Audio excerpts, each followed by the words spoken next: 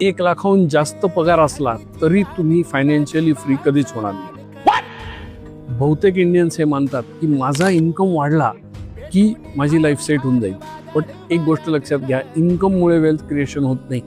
कारण इन्कम वाढला की नॉर्मली असं दिसतं की लाईफस्टाईल पण वाढते, खर्च वाढतात, लोक नवीन मोबाईल घेतात, लाईफस्टाईल अपग्रेड करण्यासाठी गाडी घेतात, लाईफस्टाईल अपग्रेड करण्यासाठी घर घेतात आणि मग तो वाढलेला पैसा आपल्या खिशात टिकतच नाही.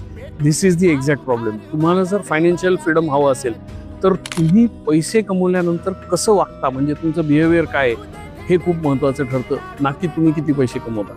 सो तुम्हाला जर फायनान्शियली फ्री व्हायचं असेल तर तुमच्याकडे सरप्लस पैसा असला पाहिजे, म्हणजे सेव्हिंग चांगली झाली पाहिजे. तुम्हाला गुंतवणूक करण्याची सवय पाहिजे आणि ती गुंतवणूक केल्यानंतर तुमच्यामध्ये पेशन्स पाहिजे.